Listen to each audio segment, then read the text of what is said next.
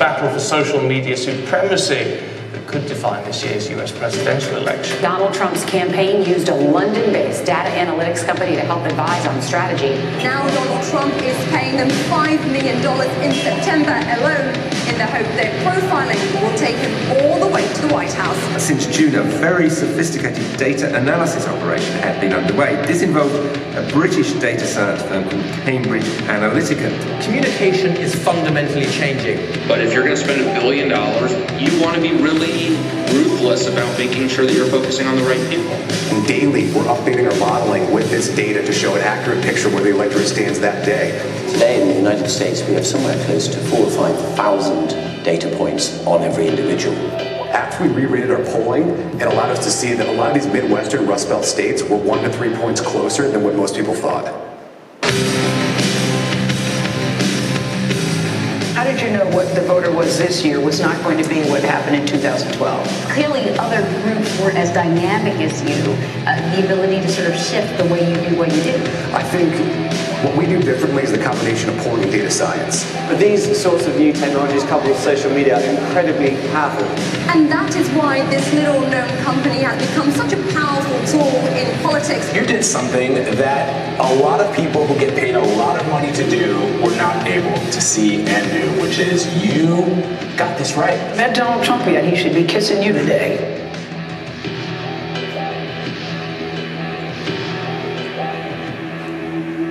So, good morning, Milan, ladies and gentlemen. It's an honor and a privilege to be here. And let me start by apologizing for the gratuitous self-promotion there, but I wanted to set the context of this speech, which is about how communication is fundamentally changing, how advertising, marketing is being augmented with modern technologies, with big data, predictive analytics, with behavioral sciences, and of course addressable advertising technology to create an entirely new type of product fit for the modern era.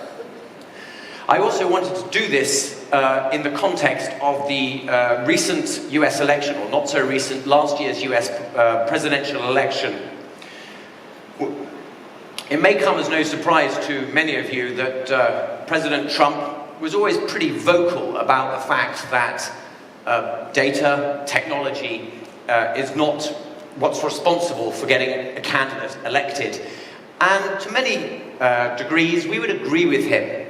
Big data, predictive analytics can't make a bad candidate a good one. It's not a panacea. But in elections that are ever increasingly won by very small margins, 2 or 3 or 4%, having the right technology, having the right data supporting your campaign can make the difference between winning and losing. So today I want to talk for the next 25 minutes or so about 3 technologies, 3 sciences that are really changing the advertising and communications industry. The first of these, behavioral science, looking at how psychology is improving messaging. Data analytics is improving targeting, and of course, addressable advertising technology, allowing us to engage with these sciences in a meaningful way. And then I want to just bring this to life with a very brief case history from last year's election. Behavioral science. The easiest way to describe behavioral science in terms of advertising is to look at traditional communication. Traditional communication tends to fall into one of 2 categories. On the left here, we have informational advertising. That is a communication that informs you of something you didn't know. In this case, that there's going to be a sale on at a well-known American supermarket. Conversely, we have brand advertising. This is the domain of the big agencies who are really very good at this. This is about persuading you to have a better attitude towards a product or service or brand. If you are in the mood for a hamburger and fries and you have never tasted either of these companies' food before and you see enough McDonald's advertising, you might be persuaded to try that instead of their rivals. Being a woman or an African American or a young person will impact your worldview. But as important, or possibly more important, are psychographics.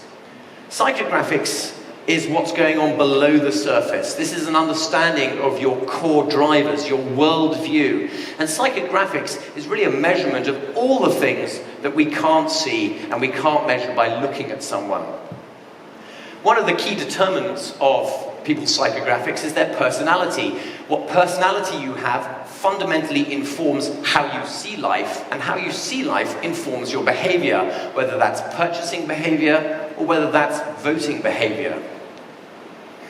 At Cambridge, we use a number of different methodologies to quantify personality and to understand motivation. One of them is the Ocean personality test.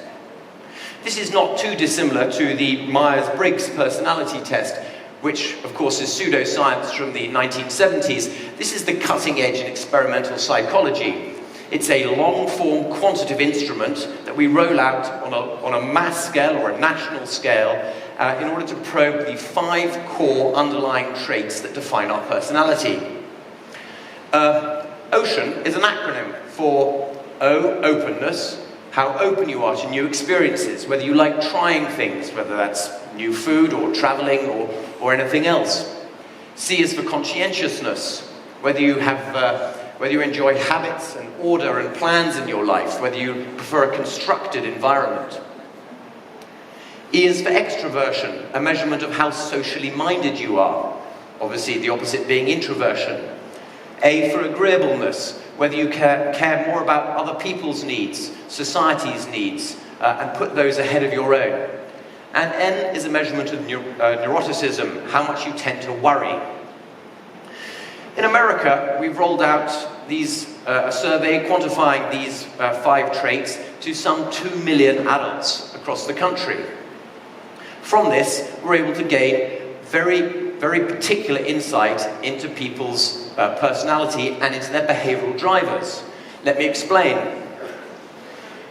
If you were to simply segment these 2 gentlemen based on their demographics and consumer and lifestyle behavior, you might send them the same message. They're both obviously male, middle-aged, married, with children, middle income, and have similar consumer and media consumption habits. Yet when you look at their personalities, you can see that the gentleman on the left is highly conscientious and very agreeable.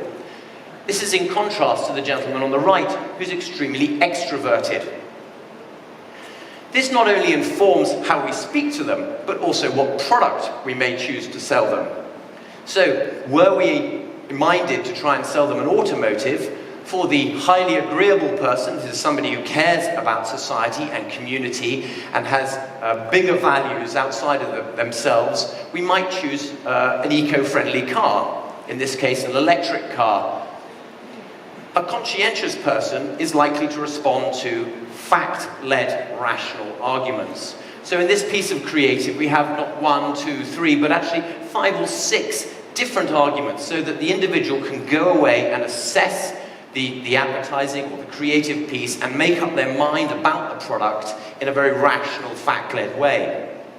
Now this is in contrast to our extrovert, for whom we've selected a slightly more experiential automotive, in this case a sports car. And equally, the language and the imagery that we've chosen is very emotional and reflects that experiential quality that this particular person might be looking for from their car purchase.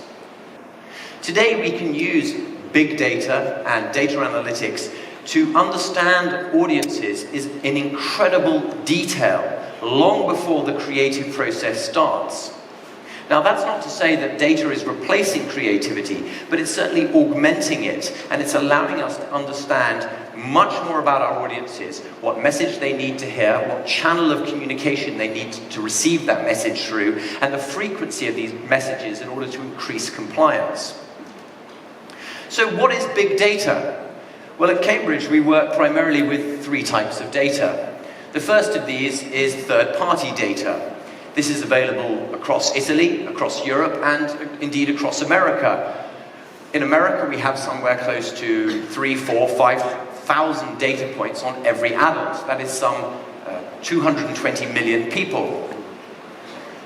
Client first-party data. First-party data tends to be very, very deep but very narrow. So going back to the automotive example, if you are Ferrari, you'll know everything about your customers in terms of how they engage with your product or with your brand, but you'll know very little else about them, about their lifestyle, about their other consumer habits. And finally, we use quantitative market research. That is first-party research to probe things like behavior, as we looked at before with Ocean, but also other high-level factors that might be important in understanding the consumers. So just to bring this to life, each one of these lines represents an individual. In America, we are able to append people's data back to their name and address. That is, it's personally identifiable information. So we might know your name, your address, your age, your gender, your ethnicity, how many children you have, what car you drive, what magazines you read, what golf club you go to, what other hobbies you have, what pets you have, what you look at on social media, what job you have, and so forth. That was probably only 15 or 20 data points. Imagine if you had 100 or 1,000 or even 5,000. These data are readily available to acquire from data aggregators such as Experian and Axiom and so forth. They collect data from your supermarket loyalty cards, from your MasterCard, from your aeroplane loyalty cards and so forth. So as I said, we're able to match client data to this larger database so that we can give our clients a holistic view of their customers, so they can see what their customers do when they're not engaging with their particular products, services or brand. And finally, we can augment these data sets with first-party research. We can go out there and we can speak to their customers to understand very specific things that might be relevant to the marketing and communications that we intend to do. We're then able to use very sophisticated machine learning to fill in the blanks.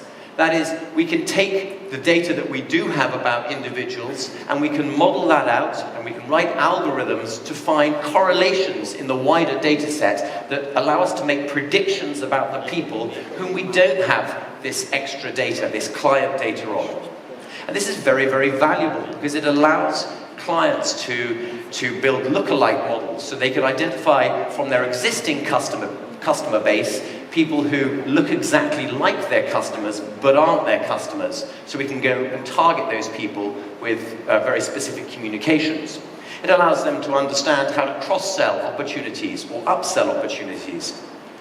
So having produced these models, we can then segment audiences into very small buckets or segments and then target them at a very granular level.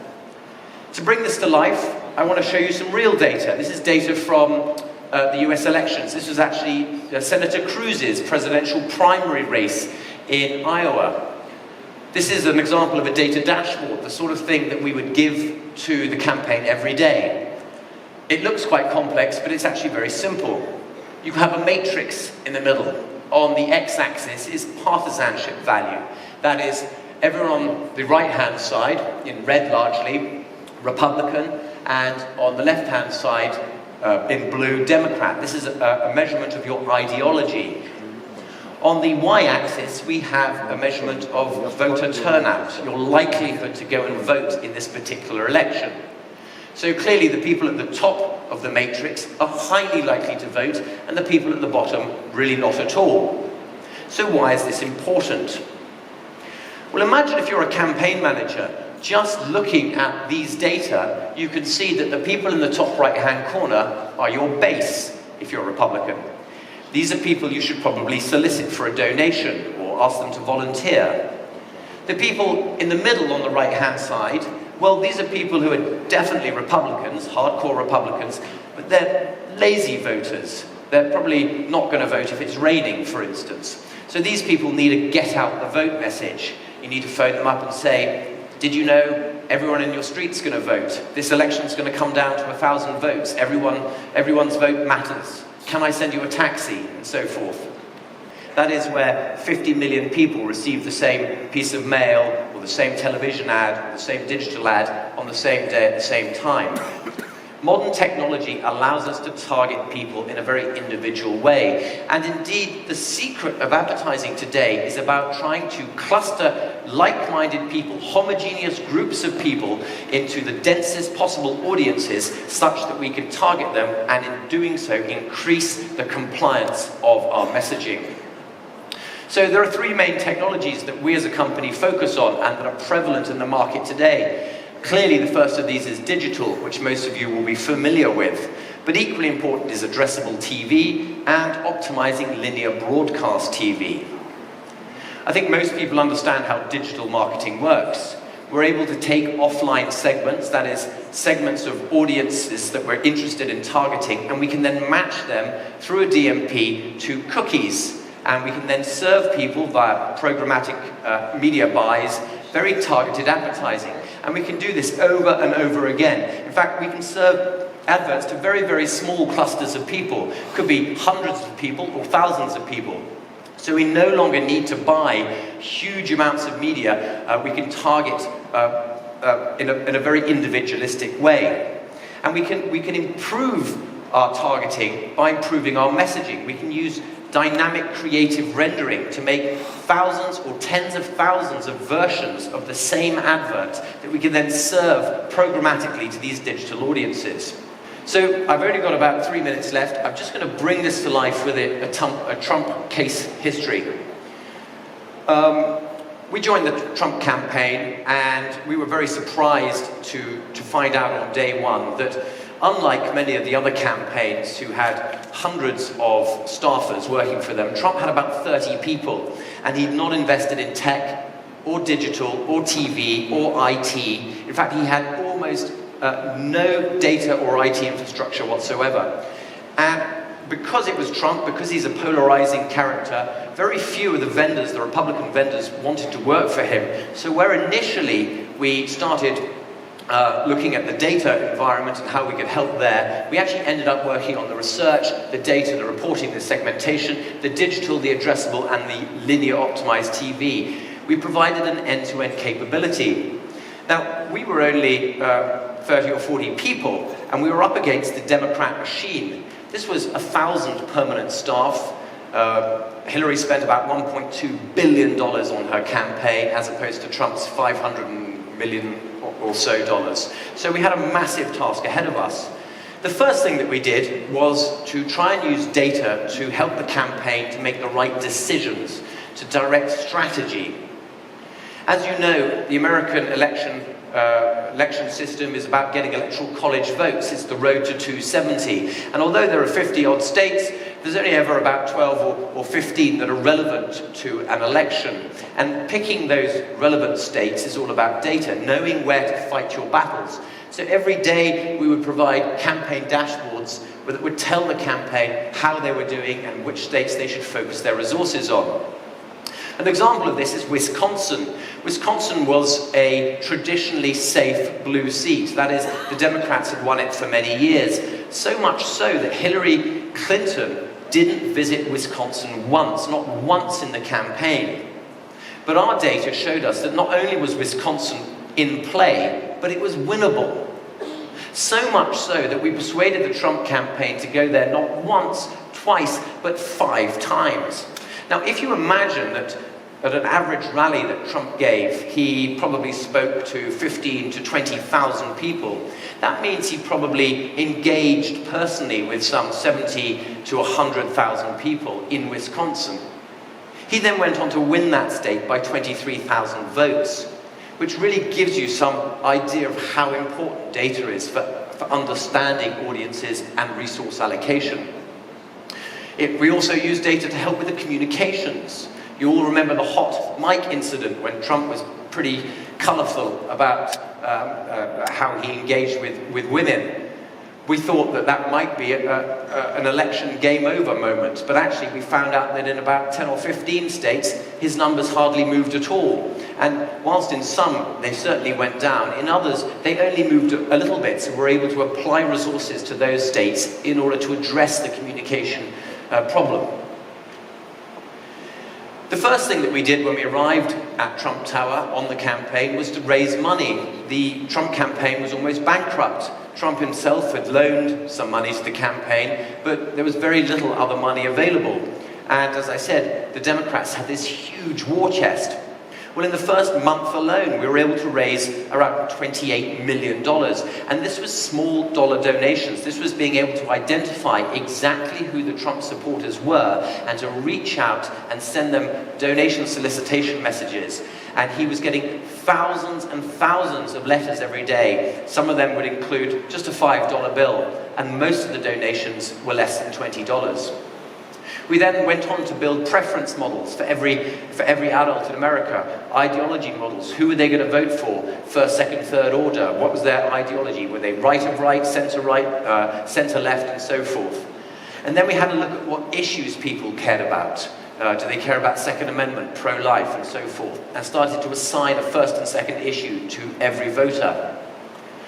As I showed you before with the Cruz campaign, we then segmented these audiences into core Trump supporters, who obviously got donation solicitations, persuasion messages for people who needed persuading on a specific issue, and get out the vote, again, segmented by issue. Just to give you some statistics in the last minute or so, we raised about $27 million in the first month and went on to raise some $220 million. We promoted over 100 events and drove 35,000 app installations. And those app installations were critical because each person who downloaded the app gave us access to their friends, and so we could then use that as a platform to engage more Trump supporters. We served 1.4 billion impressions in 5 months on digital advertising. We spent over 100 million in that time and ran some 4,000 different advertising campaigns. Sometimes one campaign would have multiple dozens, hundreds, or thousands of versions of it going out. Net increase was around 3% in favorability for Trump.